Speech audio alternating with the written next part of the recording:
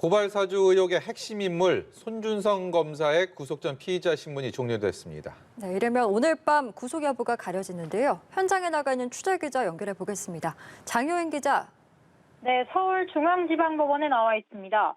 고발사주 의혹의 피의자 손준성 검사가 오늘 오후 1시 반쯤 영장 실질 심사를 마치고 법원을 나섰습니다.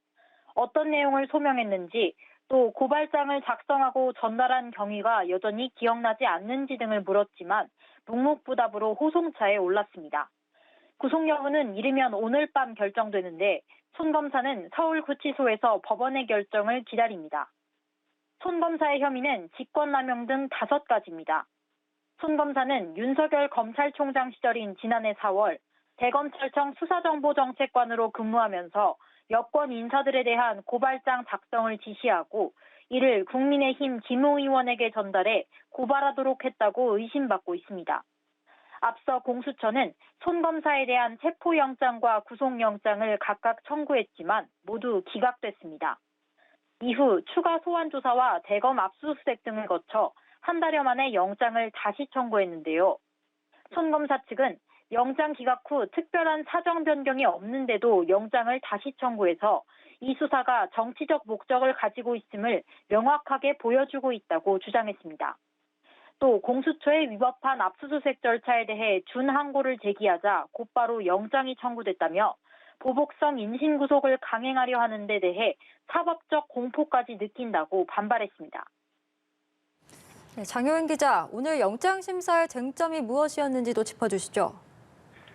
네, 공수처는 1차 구속영장에서 성명불상으로 표현한 고발장 작성자와 전달자를 이번에는 당시 수사정보정책관실 소속 검찰 공무원으로 바꿔서 구체화한 걸로 알려졌는데요.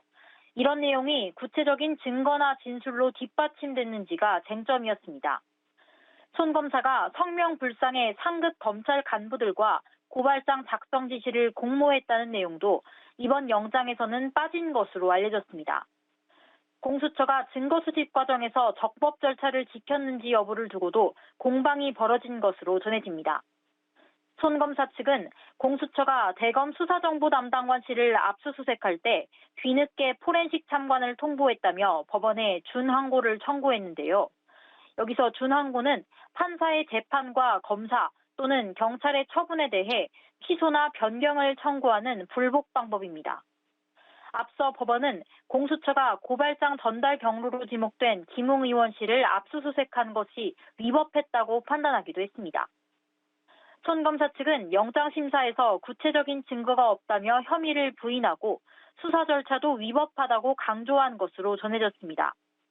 구속영장 재청구를 두고 공수처가 고발사주 의혹 수사의 성패를 가를 승부수를 던졌다는 평가가 나옵니다. 영장이 기각될 경우 수사 역량 부족 비판이 거세질 수 있고 발부된다면 고발사주 관여 의혹을 받는 윤석열 국민의힘 대선 후보를 겨냥한 수사가 본격화될 가능성이 제기됩니다. 지금까지 서울중앙지법에서 연합뉴스TV 장효인입니다.